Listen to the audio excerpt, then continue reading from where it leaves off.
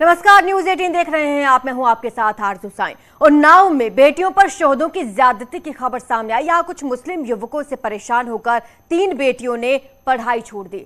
पीड़ित परिवार ने पुलिस को शिकायत दी है कि ये युवक न सिर्फ स्कूल जाते वक्त उनकी बेटियों को परेशान करते हैं, छेड़छाड़ करते हैं, बल्कि कॉलेज ना जाने के लिए धमकी भी देते हैं। पीड़ित युवती का आरोप है कि उसे धमकी दी जा रही है कि जाना है तो मदरसा जाओ, नहीं तो घर पर ही रहो।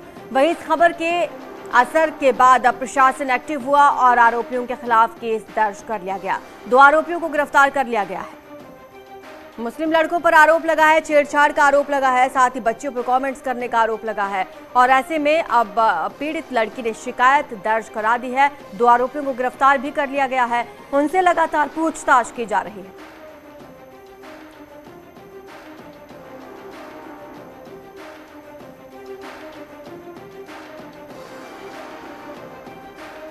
विद्यालय जाते हैं, 3 बहनें हैं। विद्यालय जाते समय मुस्लिम लड़कों के द्वारा परेशान किए जाते हैं। वो लोग हूटिंग करते हैं, अभद्र भाषा में कमेंट करते हैं और हमारे घर को धमकियां देते हैं। कहते हैं अगर मतलब घर पे बताओगी तो हम तुम्हें उठा ले जाएंगे। कहते हैं अगर पढ़ना है तो मदरसे में पढ़ो, स्कूल जाने की कोई ज़रूरत नहीं है। रोड पर जगह खरीद करके मोबाइल अच्छी खेड़ा के बीच में अपना मकान बनवाया। दुर्भाग्य से मेरे वहाँ पर मुस्लिम बस्ती है। मैं 6 महीने से अपने घर में अपने परिवार के साथ रहता हूँ। वहाँ पर मुस्लिम लड़कों द्वारा हमारी लड़कियों को परेशान किया जाता है लगातार। और इस बात को मैंने पहले गांव के संभ्रांत व्यक्तियों को भी बताया।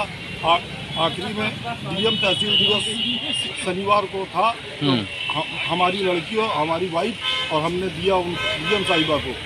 उस पर कोई कार्रवाई उन्होंने उस तरह की नहीं की और लड़कों को गिरफ्तार किया और 2 दिन बाद छोड़ दिया 151 करके। जबकि हमारी लड़कियां लगातार परेशान की जाती है। हमारे मोबाइल पर गंदे गंदे मैसेज आते हैं।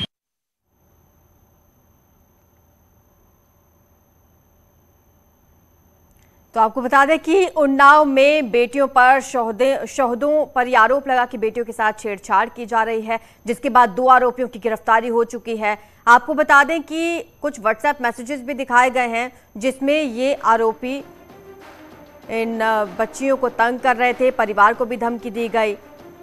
तो 3 में से 2 आरोपियों को गिरफ्तार किया जा चुका है। बेटियों से छेड़छाड़ का ये मामला है। पुलिस ने केस दर्ज किया। न्यूज 18 ने इस खबर को प्रमुखता से दिखाया था, जिसके बाद 2 आरोपियों की गिरफ्तारी हुई है। उनसे पूछताछ की जा रही है।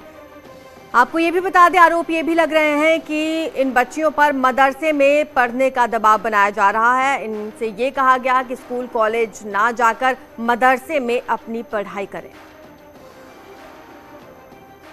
ये मैसेजेस आप देख पा रहे हैं। व्हाट्सएप मैसेजेस के जरिए भी धमकी लगातार इस परिवार को मिलती रही। परिजनों ने भी आरोप लगाए हैं।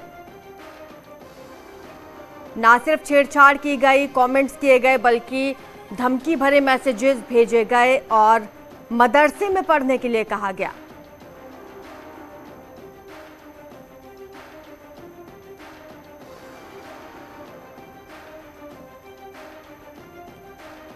तो न्यूज 18 की खबर का बड़ा असर देखने को मिला है। उन्नाव में जो बच्चों के साथ छेड़छाड़ का मामला सामने आया था, न्यूज 18 ने उस खबर को प्रमुखता से दिखाया, जिसके बाद एक्शन लिया गया। हमारे संवाददाता राजीव हमें ज्यादा जानकारी देंगे। राजीव, अब तीसरे आरोपी तक कब तक पहुंचेगी पुलिस? और देखिए, आपसे कुछ देर पहले अगर हमारी बात हुई, जो उन्नाव के पुलिस अधिकारी हैं, उनका कहना है कि तीसरे आरोपी की गिरफ्तारी के लिए लगातार कई टीमें जो गठित की गई हैं वो दबिश दे रही हैं और उम्मीद है कि जल्द से जल्द उसे भी गिरफ्तार किया जाएगा। हालांकि जो उसकी लोकेशन है वो जालंधर बताई जा रही है। तो ऐसे में कहीं ना कहीं एक बात ये सामने आ रही है कि शायद वो उस वक्त घटना के वक्त मौके पर मौजूद नहीं था, लेकिन क्योंकि पीड़ित परिवार ने उस पर आरोप लगाया है तो उसे भी अरेस्ट किया जाएगा। ऐसे मैं आपको दिखाना चाहूंगा कि इस वक्त मैं उसी गांव में मौजूद हूं जहां पर यह घटना हुई है। आप देख सकते हैं कि यह पीड़ित परिवार का घर है और दूसरी ओर जो आरोपी हैं उस परिवार के सामने रहते हैं। और ये आरोप है इस पीड़ित परिवार का कि जो इस घर के लड़कियां हैं, जो छात्राएं हैं, वो जब निकलती हैं तो ये लोग उस पर फप्तियां कसते हैं और उन पर कमेंट करते हैं। और यही कारण है कि बीते दिनों इस पीड़ित परिवार ने पुलिस में ये शिकायत की थी थाना दिवस में कि उनकी जब लड़कियां मौके पर पहुंचती हैं तो उनसे टिप्पणी की जाती है। हमारे साथ वो बच्चियां मौजूद हैं, उनसे बात करेंगे। क्या नाम है आपका? क्या हुआ था, क्या घटना हुई? सर 15 तारीख की घटना है, जब हम कोचिंग पढ़ के आ रहे थे तो मुस्लिम समुदाय के कुछ युवक शूटिंग तथा अश्लील हरकतें कर रहे थे। क्या कमेंट करते थे? सब लोग शूटिंग किया करते थे, गलत शब्द बोलते थे। कहते थे पढ़ना है तो मदरसे में पढ़ो, विद्यालय जाने की कोई आवश्यकता नहीं है, और ड्रेस में ये शर्ट स्कर्ट क्यों पहनते हो, सलवार सूट पहना करो। पढ़ना है तो मदरसे में पढ़ो, विद्यालय जाने की जरूरत नहीं है। कब से इस तरह की घटनाएं सामने आ रही हैं? 4-5 महीने से ये घटनाएं आती थी। हमारी बच्चियां हमसे बताती थी तो हम ये सोचते थे कि हम अपने पति को नहीं बताते थे कि इसलिए कि स्कूल जाना बंद कर देंगे। उसके बाद हमने इनसे बताई घटना, बताने लगे कि भाई ये बच्चों के साथ हो रहा है, इस तरह बोल रहे हैं। तो इन्होंने तो जैसे कि आपने सुना, ये जो माँ है वो बता रही थी आपको। हम आपसे बात करेंगे और क्या क्या करते थे और कब से ये हो रहा था? सर 3-4 महीने से पहले से ये हो रहा था। सब लोग स्कूल जाने तो जैसा कि आपने सुना, ये तो राजीव, इनसे ये पूछे कि अब स्कूल जा रही है या स्कूल जाना छूट चुका है?